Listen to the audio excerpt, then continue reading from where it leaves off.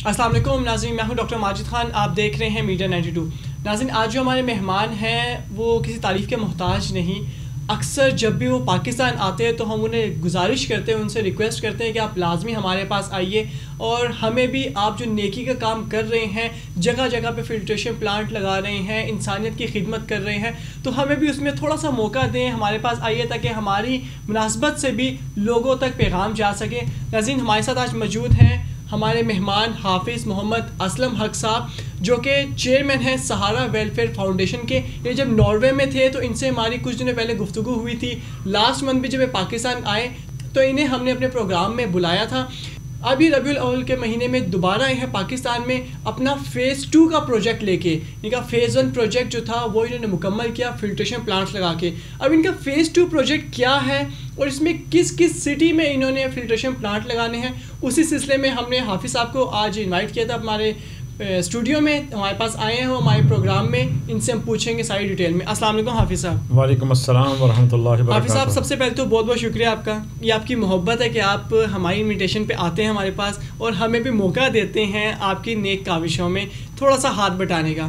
تو سب سے پہلے تو حافظ صاحب میں آپ سے یہ جاننا چاہوں گا کہ آپ کا فیز 1 مکمل ہو گیا ہے، اب آپ نے فیز 2 کی آواز لگائی ہے کہ ہم فیز 2 سٹارٹ کرنے لگے ہیں فلٹریشن پلانٹ کا۔ تو مجھے یہ بتائیے کہ فیز 2 جو آپ کا ہے یہ کن کن سٹیز میں فلٹریشن پلانٹ لگیں گے اور کتنے عرصے تک یہ شروع ہوگا؟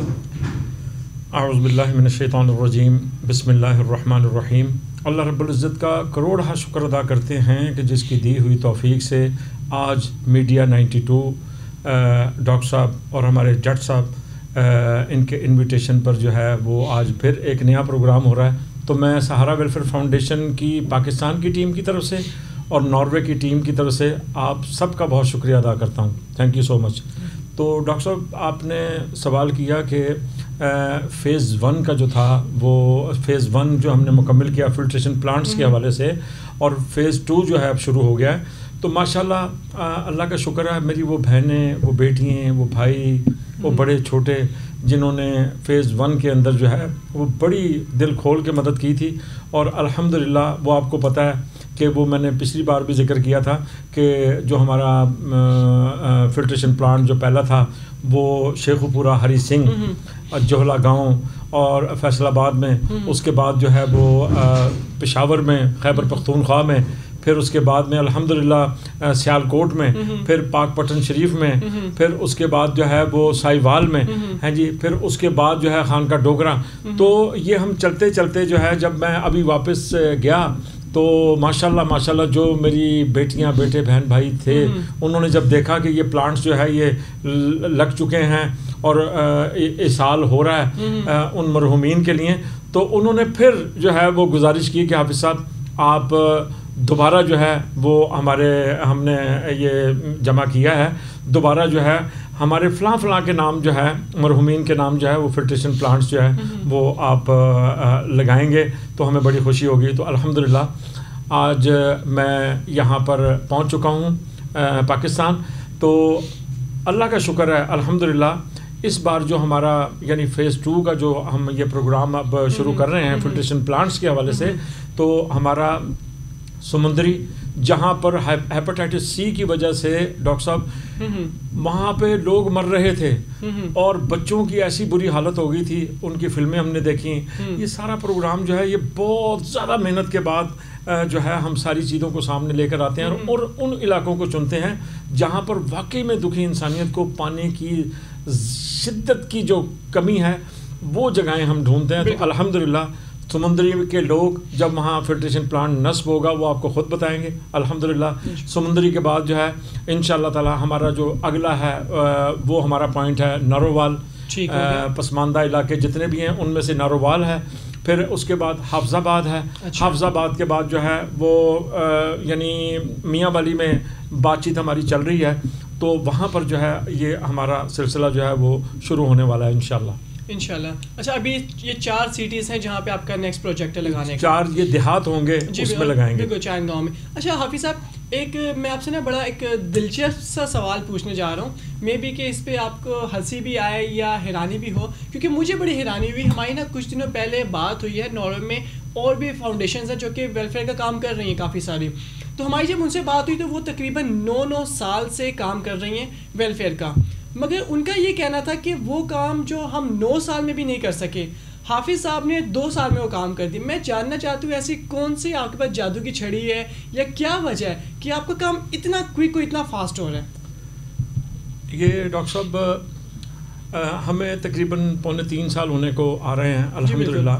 اس 3.25 سال کے عرصے میں اللہ رب العزت کی بارگاہ میں دعا کی تھی. الحمدللہ میرے دیکھنے والے سننے والے جو ہیں وہ اس چیز کو جانتے ہیں کہ اللہ رب العزت ہر 1.5-2 مہینے کے بعد ہمیں اپنی بارگاہ میں لے جاتے تھے، اور وہاں پھر ابھی کووڈ کی وجہ سے جو ہے ابھی کچھ عرصہ بند ہے، اب دسمبر سے پھر شروع ہو رہا ہے. اللہ کی بارگاہ میں یہ دعا کی تھی کہ اے باری تعالیٰ تو ہمیں دکھی انسانیت کی خدمت کرنے کی توفیق عطا فرمانا، اور نیک نیتی کے ساتھ، اور اس کا صلہ جو ہے نا یہ ہماری قبر کو سیدھا کر دے اور آخرت ہماری سنوار دے. بس اس کی دعا کی تھی. اللہ رب العزت نے ڈاکٹر صاحب اتنی برکت دی کہ الحمدللہ مجھے یہ ساری ہماری ناروے کی جو میری بیٹیاں بیٹے بہن بھائی دیکھ رہے ہوں گے کہ میں کبھی کسی سے پیسہ نہیں مانگتا. صرف چند لوگ ہیں، 2-3 لوگ ہیں جن سے میں گزارش کر دیتا ہوں، لیکن میں ان بچیوں کا، ان بہن بھائیوں کا، ان بیٹوں کا میں بڑا ممنون ہوں جو میرے بغیر کہے بس صرف میں فیس بک پہ ڈالتا ہوں کہ یہ پروگرام ہے اور یہ ہم لے کے چل رہے ہیں، اور وہ میری بیٹیاں ایسے شامل ہوتی ہیں میرے ساتھ، وہ بیٹے وہ بہن بھائی، کہ بس یہ اللہ ہی ہے یہ اس سلسلے کو چلا رہا ہے، اور اللہ کے نبی صلی اللہ علیہ وسلم کا صدقہ مانگا ہے تو اللہ پاک نے اس میں اس طرح برکت دے دی ہے الحمدللہ. ماشاءاللہ. اچھا حافظ صاحب، دوسروں مجھے بتائیے کہ آپ فلٹریشن پلانٹ لگا رہے ہیں، اس کا پراپر پروسیجر کیا ہوتا ہے، کیا ترتیب ہے ان فلٹریشن پلانٹ کے لگانے کی؟ جی ڈاکٹر صاحب، اس میں سب سے پہلے تو میں یہ عرض کروں کہ کئی لوگ یہ سمجھتے ہیں کہ شاید یہ فلٹریشن پلانٹس جو ہے نا یہ بس وہ ہینڈ پمپ کی شکل میں ہوتا ہے یا یہ نلکے لگ جاتے ہیں یا اس طرح ہو جاتا ہے.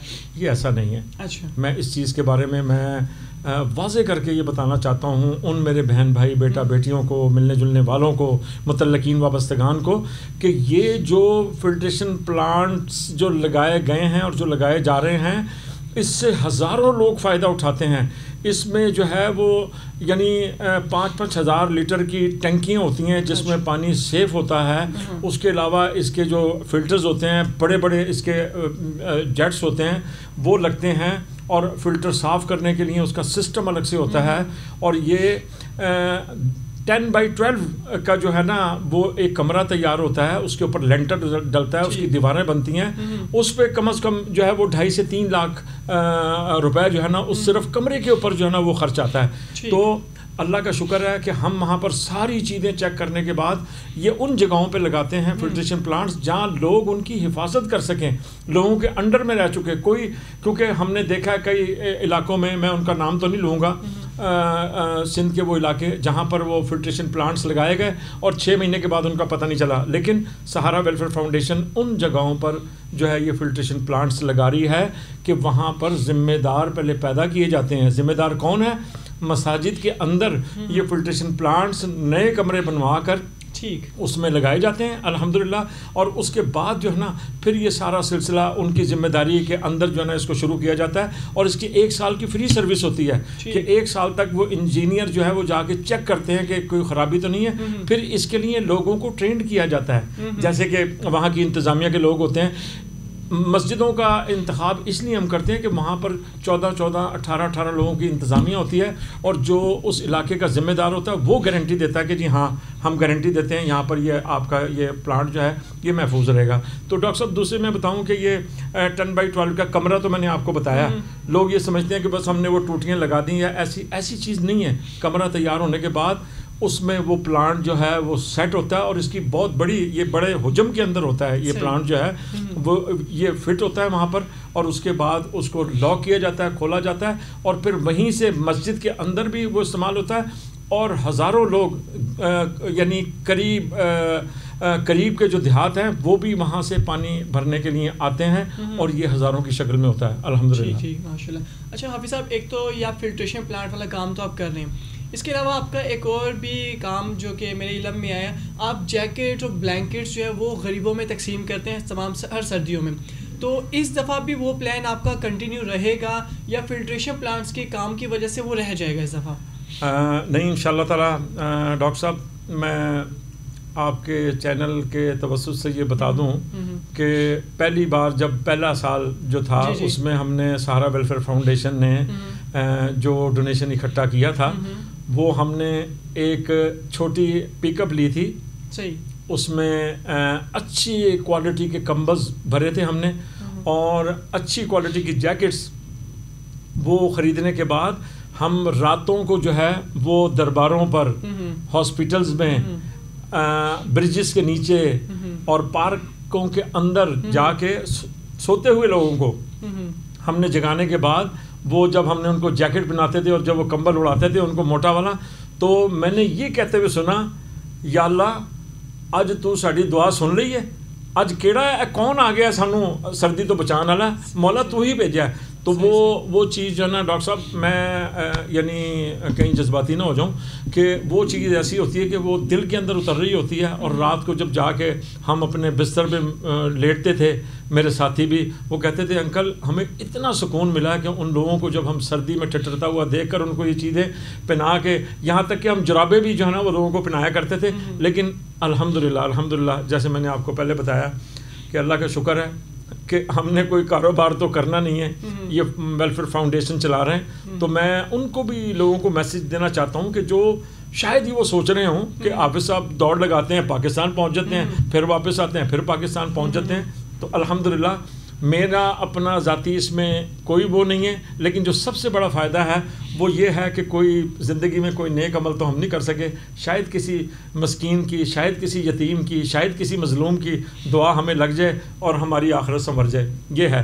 تو اس کے علاوہ جو ہے ڈاکٹر صاحب ہم نے اب جو ہے جو ٹائم گزرتا گیا, پھر وہ پک اپ سے ٹرک ہوا, اب ٹرک سے جو ہے الحمدللہ میں ایک بات آپ کو بتانا چاہوں گا کہ ہمارے ناروے کے اندر ایک کارگو کمپنی ہے.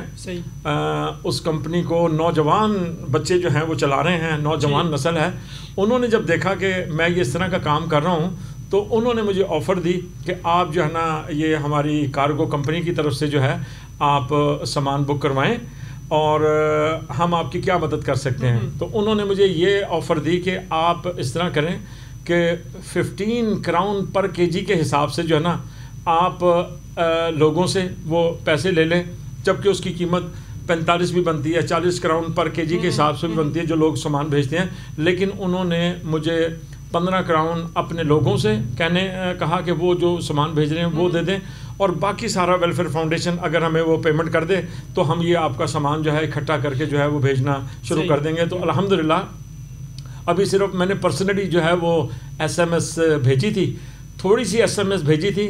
تو ڈاکٹر صاحب دیکھیں اللہ کی شان کہ پورا ایک کنٹینر بھر گیا 2 سے 3 دن کے اندر. بہترین, یہ اللہ کی بڑی مہربانی ہوئی اور اس کا بڑا شکر ہے. اور اس میں جو ہے پاک سکینڈک کارگو کی پوری ٹیم, وہ نوجوان اتنے پرخلوص, اتنے نیک نیت, اور اس میں ہمارے کاشف صاحب جو ہیں وہ اس شعبے کے انچارج ہیں, اور اس میں ماشاءاللہ جو ہماری ٹیم ہے پاک سکینڈک کارگو کی, انہوں نے جو ہے وہ بڑا تعاون کیا. اور انہوں نے جس طرح مجھے لے کر چلنے کے لیے کہا تھا الحمدللہ اسی طرح وہ ڈور ٹو ڈور جو ہے, پہلی بار تھا, تھوڑی سی دیر سویر تو ہوئی, آگے پیچھے ہوا, لیکن الحمدللہ وہ سامان جمع ہو گیا. اور انشاءاللہ میں اپنے تمام ناظرین کو یہ بتانا چاہتا ہوں کہ میرے بیٹوں, میری بیٹیوں, میرے بہن بھائیوں, آپ نے جو یہ اپنے تن کے کپڑے دیے ہیں یہ آپ کو فلم ہم دکھائیں گے یتیم خانوں میں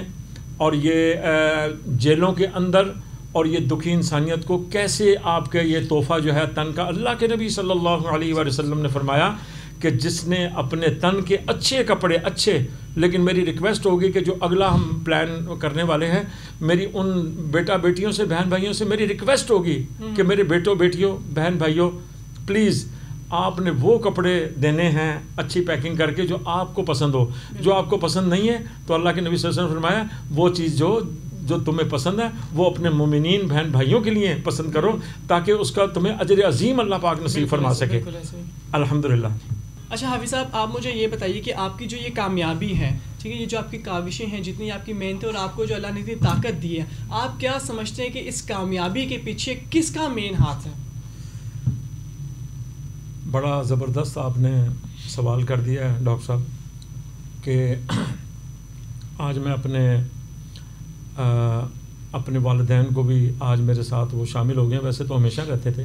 سب سے پہلے تو میں شکریہ ادا کروں گا جن لوگوں نے مضبوط کیا اللہ کی ذات کے بعد، اللہ کے نبی صلی اللہ علیہ وسلم کا صدقہ ہے کہ جو اللہ پاک نے اتنی برکتیں عطا فرمائی، اور پھر مجھے ایسے بیٹا بیٹی ملے، بہن بھائی پوری دنیا میں، اور خاص طور پہ ناروے کے اندر، اور اس کے علاوہ امریکہ میں ہمارے عابد صاحب ہیں، عثما، دو ہی لوگ ہیں امریکہ سے، وہ بڑا دھیان رکھتے ہیں، بڑا خیال رکھتے ہیں. اور ایک ہمارے ڈاکٹر خالد صاحب ہیں، وہ کسی وقت بھی وہ حاضر ہوئے تھے، وہ میرے ساتھ حج پر گئے تھے.